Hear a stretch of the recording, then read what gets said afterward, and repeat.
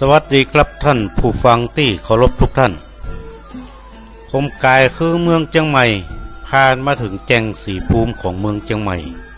พอหันกำแพงเมืองที่แจงสีภูมิสูงต่างงานผมก็มานึกถึงสงครามเชียงใหม่กับหมู่ม่าน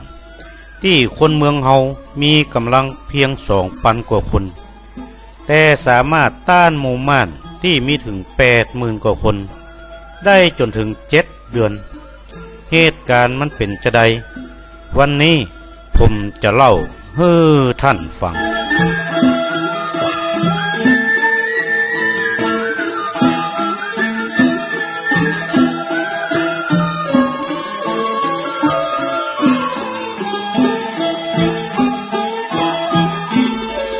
หลังจากคนเมืองเฮาฟื้นพม่าหรือม่านโดยการช่วยเหลือของทัพเจ้าใต้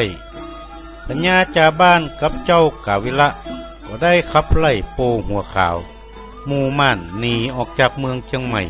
ไปเมืองอังวะโปหัวขาวก็เกลียดยิ่งนักก็ได้เกณฑ์คนหมู่ม่านฝึกซ้อมการสู้รบได้ถึง2 เดือนกับ4 วันมีกำลังพลถึงหมด80,000 กว่าคนก็ยกพลเข้าโจมตีเมืองเชียงใหม่เพื่อหายแค้นแห่งครั้งหนึ่งว่าอัน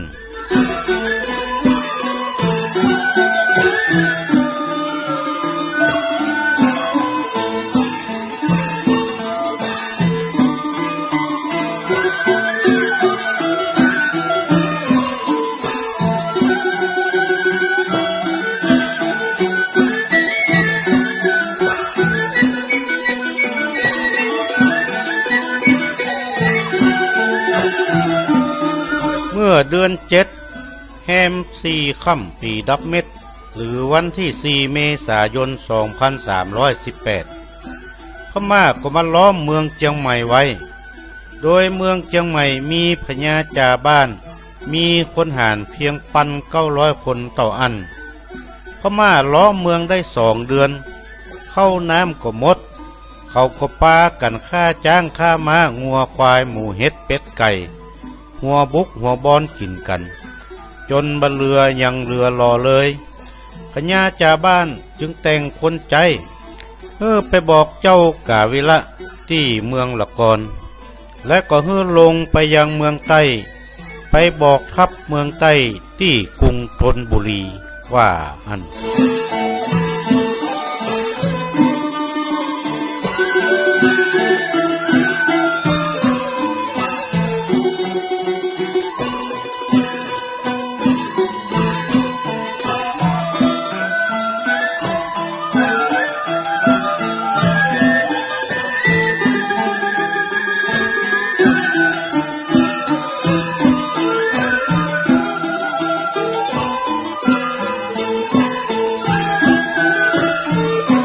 เจ้ากาวิละได้ยินข่าวความลำบากของพญาจาบ้านก็เกณฑ์พลได้1,000ตีฟ้าวงล้อมเข้าไปในเมืองเชียงใหม่ได้งูม่านก็ปากันหูปิดขังเจ้ากาวิละกับหมู่อยู่รวมกับพญาจาบ้านในตัวเมืองเชียงใหม่ที่หั่นกำลังพลก็มีประมาณ2,000 ป่ายเลี้ยงรายเฝ้าระวังอยู่ที่บนกำแพงรอบเมืองเชียงใหม่หมู่ม่านจะยิงสีนาดหน้าไม้ก็ทุกกำแพงหรือข้ามหัวไปเหี่ยถ้าหมู่ม่านว่ายน้ำข้ามน้ำคือเข้ามาเขาก็ยิงจมน้ำตายมากนักหมู่ม่านก็ได้แต่ล้อมอยู่อย่างอดทน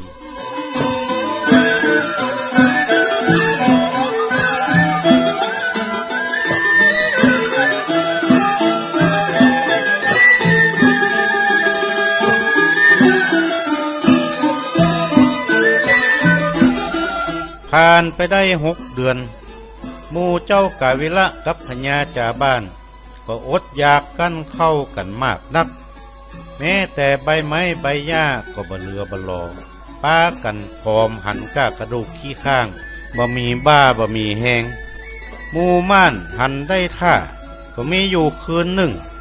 หมู่ม่านก็ป้ากำลังพลประมาณ500 คนว่ายน้ำข้ามน้ำคือ ขึ้นมายังกำแพงเมืองแจ่งสีภูมิ เขาหู้คิงก็ปากันระดมยิงสีนาดใส่หมู่ม่านตายกลางน้ำคือเป็นร้อยหมู่ม่านสดขึ้นมากำแพงเมืองได้อยู่7 คนเขาก็ฟังเอาหอกเอาดาบเข้าหบเข้าฟัน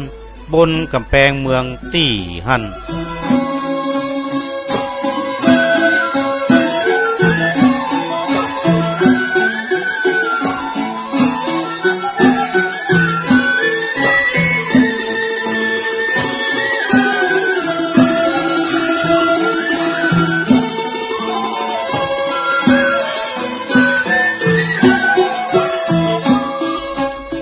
พอเมื่อเจ้าเขาก็ได้ศพหมู่ม่าน7 คนก็ปากันปาดจิ้นปาดเนื้อศพหมู่ม่านเอามาปิ้งมาย่างกินกันยังหิวกระหายที่เหลือก็นำไปย่างคาไว้กินมื้อต่อไปเพื่อมีชีวิตอยู่ได้ยาวนานยิ่งขึ้นหมู่ม่านขังเขาอยู่ในเมืองเชียงใหม่ได้7 เดือนป่ายถึงวันที่11 เดือนพฤศจิกายน 2318ทัพเมืองใต้ก็ยกมา30,000 คนเข้ามาตีหมู่ม่านต้านบ่ได้ก็ปากันแตกหนีปิกเมืองอังวะไป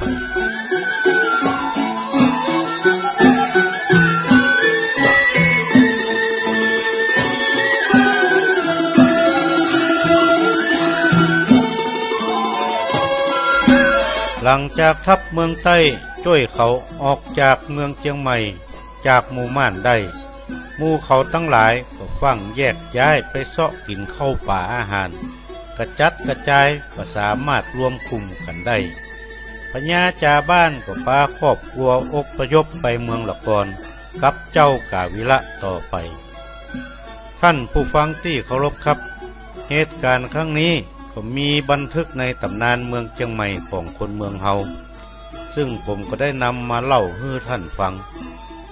ก่อนจากกันในวันนี้ผมขอฝากคำบักเก่าเอาไว้ว่าพริกมีบ้านเหนือเกลือมีบ้านใต้พักแคบมีอยู่บนป่ายไม้วันนี้ผมนานวาดขอวาดวางลงเต้าอี้เต้านี้แลสวัสดีครับ